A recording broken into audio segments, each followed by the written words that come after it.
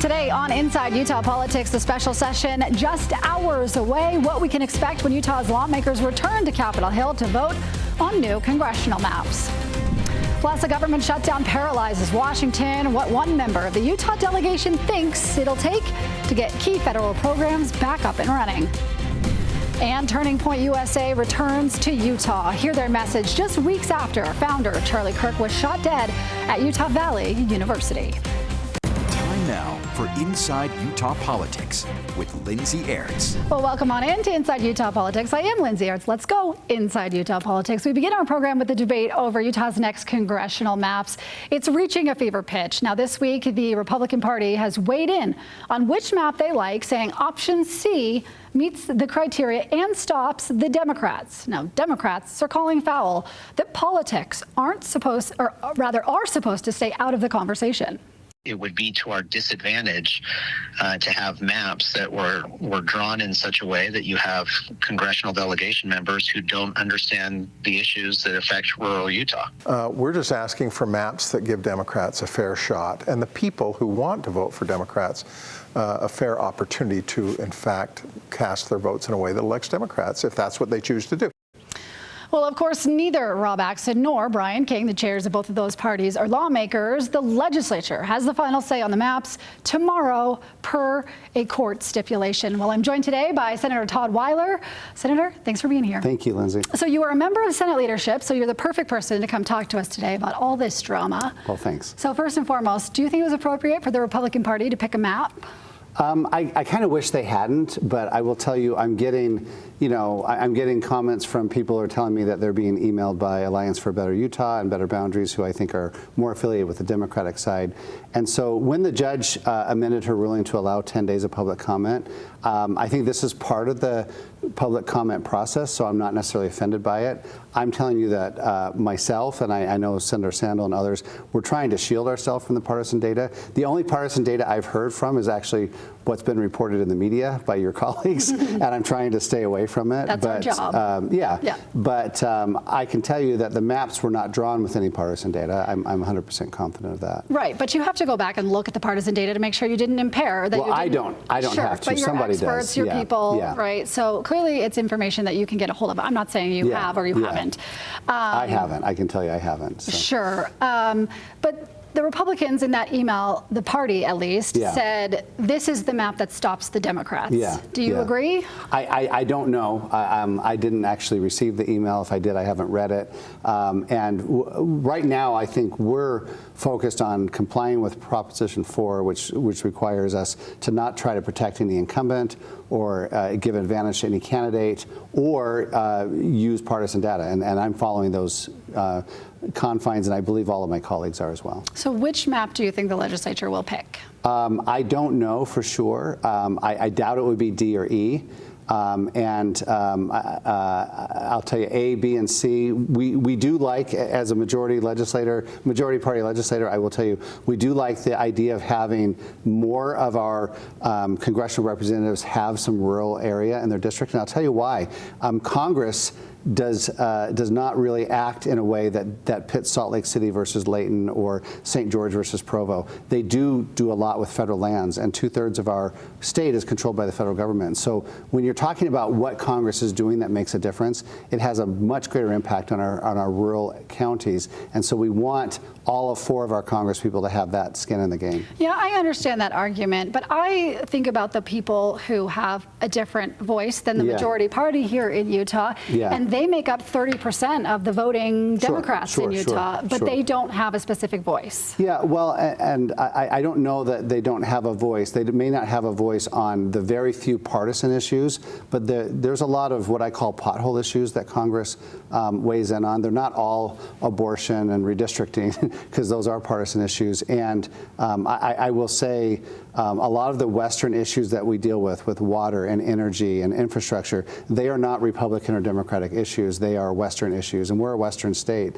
And so, so in that sense, we have a lot more in common with our neighbors who we share borders with than we do with New Jersey or Massachusetts or Rhode Island.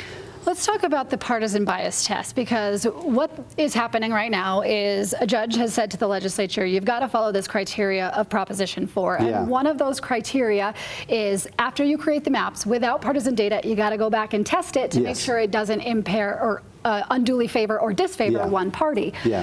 So the legislature is trying to define the tests and the methods that we use to determine that partisan symmetry. There's been some hubbub that Senator Brady Brammer and the bill that he's going to run was just one test that would forever favor Republicans. What can you tell me about that, and do you think that's a good idea?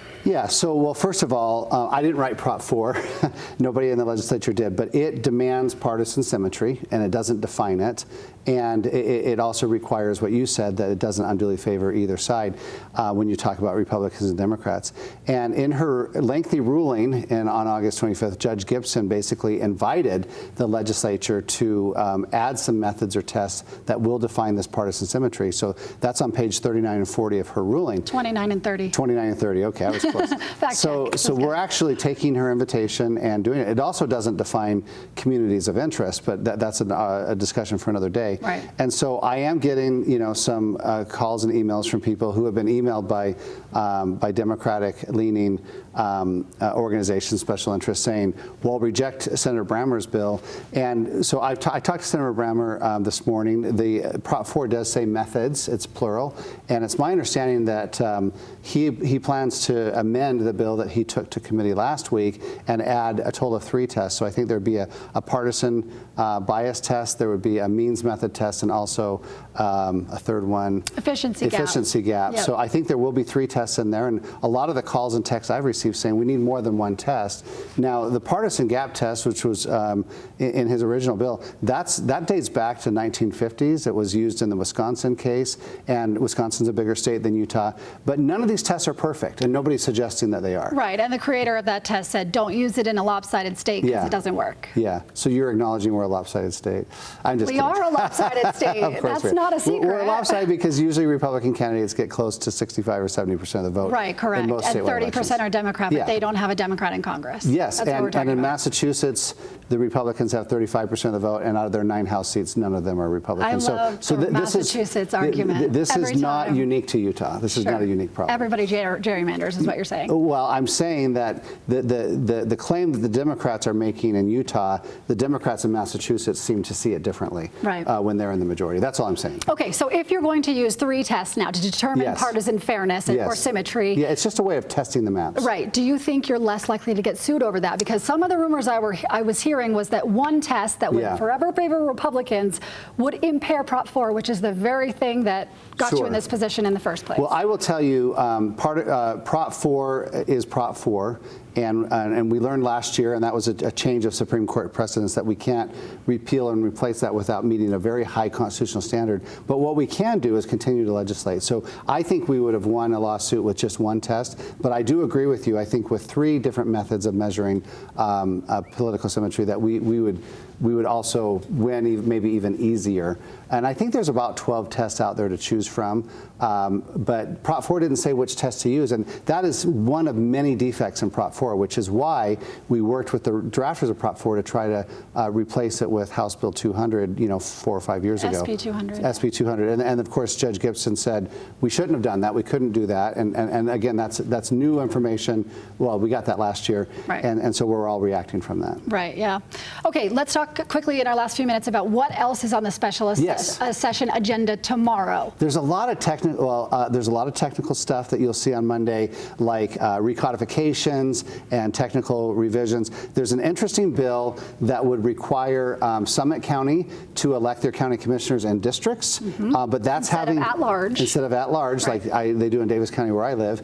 But that bill also impacts Wasatch County, so we're going to try to run a fix to that so Wasatch County is left out. There's going to be a bill that allows the berm to be raised in the Great Salt Lake anyway, and that's really something that probably shouldn't be legislated. We should probably just give natural resources the ability to do that. The north and south arm to be balanced. And I think there's going to be some maybe an election law bill that deals with how long county clerks have to keep our ballots. And we're, I don't know if the final decisions, I haven't been told the final decision yet as of this recording, but there may be a bill that that phases out people keeping their voter records private, because we're learning in a lawsuit that may be problematic. And so, is that problematic though? Well, it's problematic in the sense that, well, I mean, Phil Lyman's filed a lawsuit over it, so it's problematic in that sense.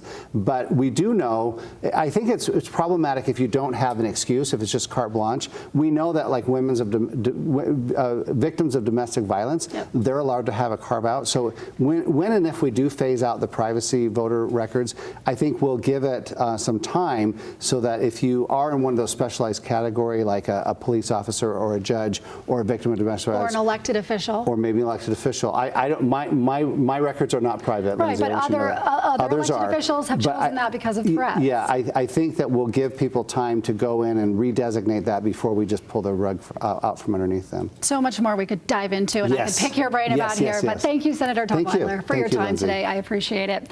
All right, still ahead on Inside Utah Politics, the government shutdown drags towards a week long. What the consequences could be if lawmakers can't reach a deal soon. Stay with us.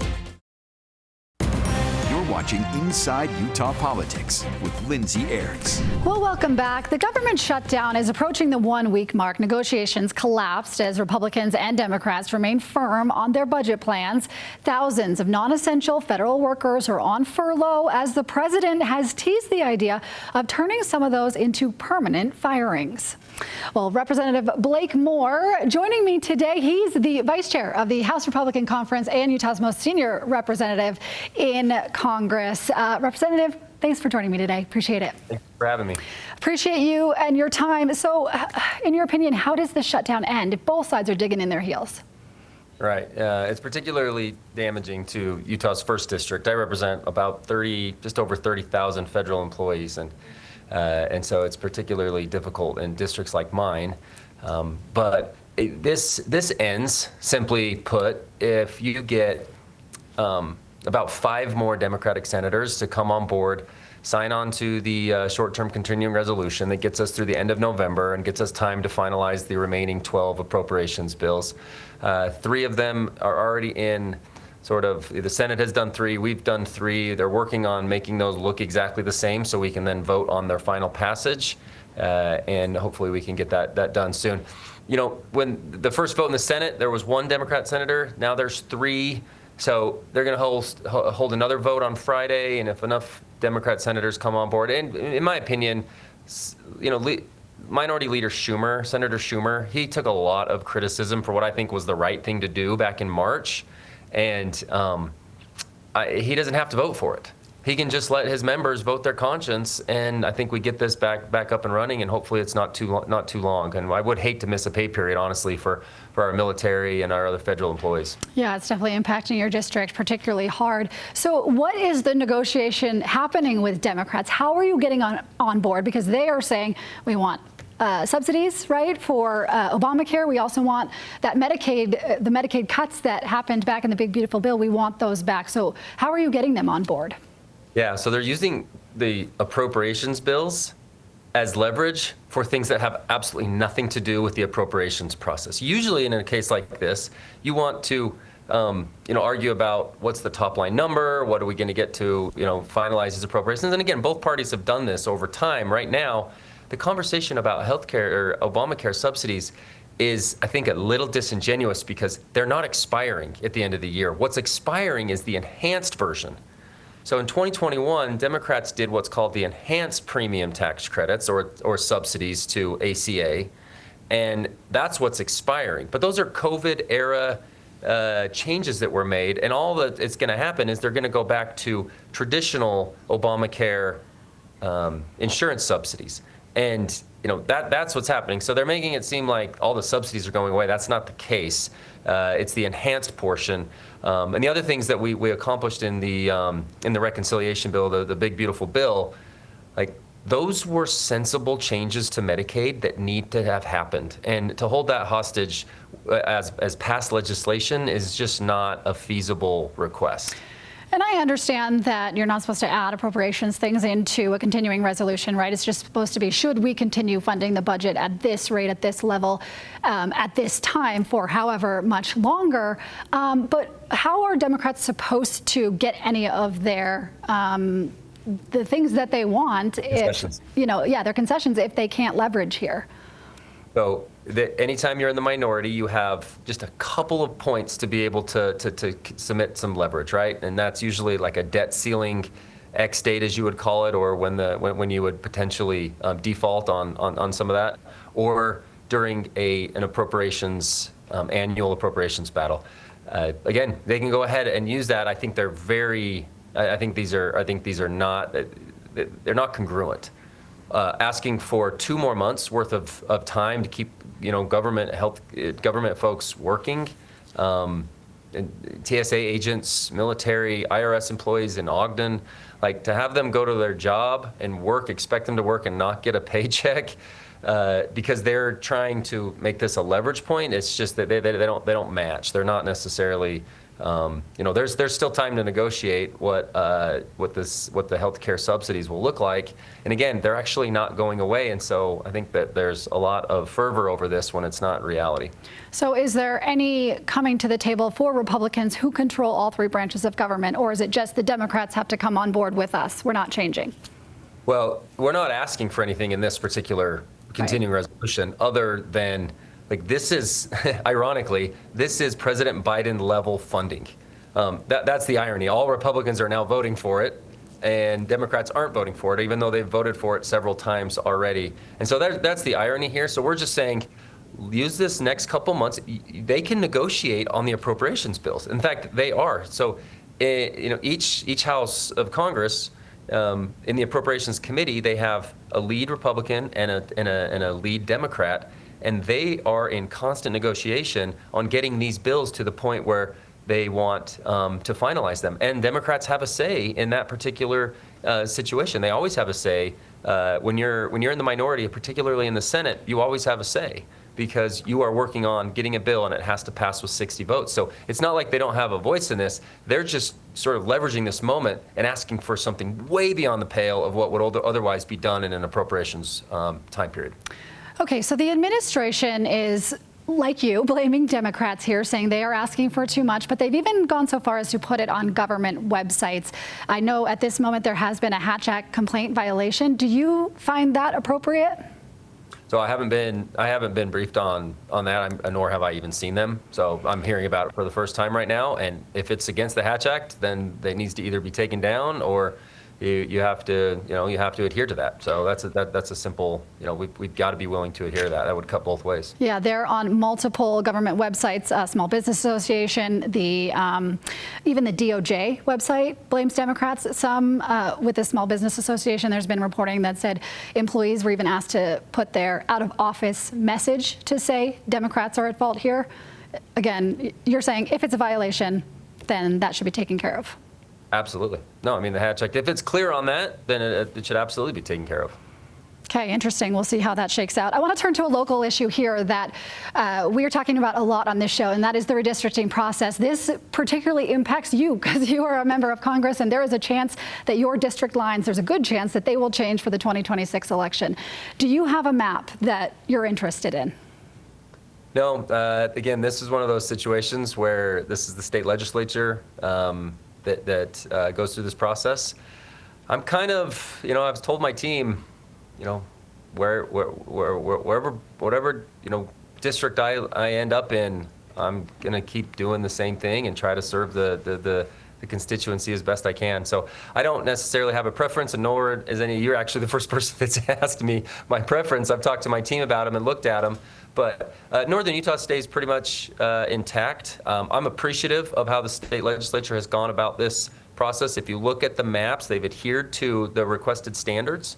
That's a huge thing. That's an important thing. And as I look at what they've produced with 5 maps that they've put out, like they're adhering to those standards. And let's kind of see where the chips fall. And I look forward to serving a constituency, and hopefully it's similar to what I've already been supporting, but if it changes, it changes. Some Republicans here have given you some flack because you were on the board of directors of Better Boundaries, which got us into this situation and created Prop 4, which is the anti-gerrymandering criteria and commission that this is all about. What do you want to say to that? Oh, it's very simple, actually. If I was in California, they would be calling me too much of a Republican or too strongly conservative.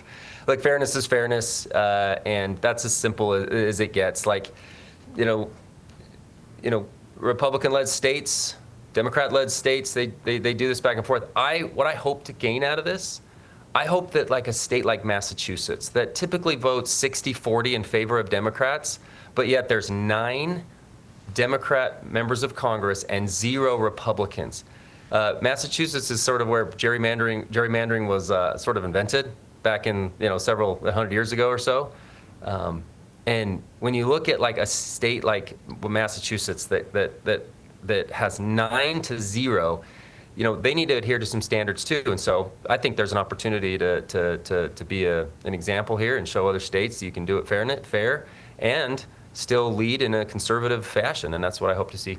So to your previous answer where you said, Northern Utah is probably going to stay pretty much intact no matter what map is chosen, does that mean you run again for re-election no matter what the maps look like? Well, I don't know how this all plays out. They haven't been selected yet, so I'll reserve until that actually takes place. But I love serving the Northern Utah. I'm from Ogden. It's, having Hill Air Force Base is a kind of a central focus of what I do. It's a really amazing part of the state to represent. So we'll see how it all shakes out. Congressman Blake Moore, appreciate your time today. Thanks for filling us in on what's going on there in Washington. Thank you so much. All right, we appreciate it. Still ahead, coming up here on Inside Utah Politics, Turning Point returns to Utah to hear the message the group Charlie Kirk founded is sharing just weeks after he was shot dead at Utah Valley University. Stay with us.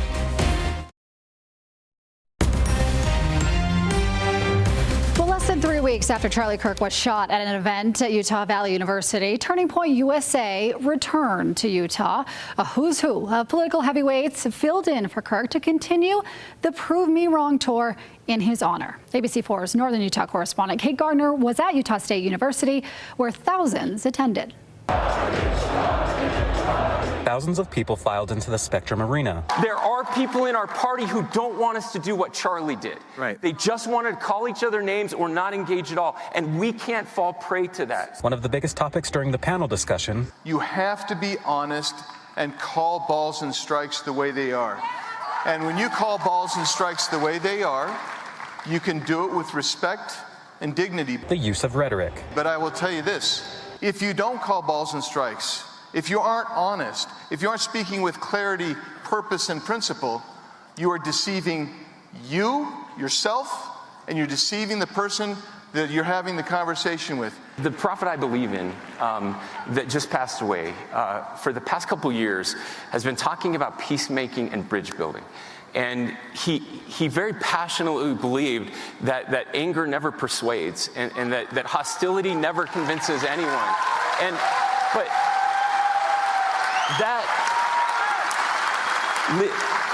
here's the connection I want to make. That is not soft. Peacemaking is not soft. It's the hardest thing you can do. At the end of the event, some students were able to ask that panel questions. We caught up with one of the students who asked a question to see what she wanted to take away from this experience. I think this is a really big event, and people on both sides can come together, and that we still can have good discussions, good debates. That Charlie wasn't the only one doing that, and that there are more people out there that want to talk, and that we, as the people, we have a voice as well. Reporting from Logan, Kate Garner, ABC4 News. Kate, we appreciate your reporting there. Well, that does it for today's Inside Utah Politics. Stay in touch with us, won't you, on social media? You can find me on X and Threads and Instagram, Lindsay on Air, Lindsay spelled with an A. You can also find Inside Utah Politics in podcast form wherever you get your podcasts. And if you're looking for more national political coverage, check out the new show from our Nexstar National Network. It's called Political Power Ranker. Our national political director and the head of Emerson College polling look at who's up and who's down in the world of politics based on the data. Now, we carry that for you on our streaming app. It's free. It's called News for Utah Plus. You can download that now on Roku, Amazon Fire, and Apple TV. Well, thanks for joining us this week. We will see you next week.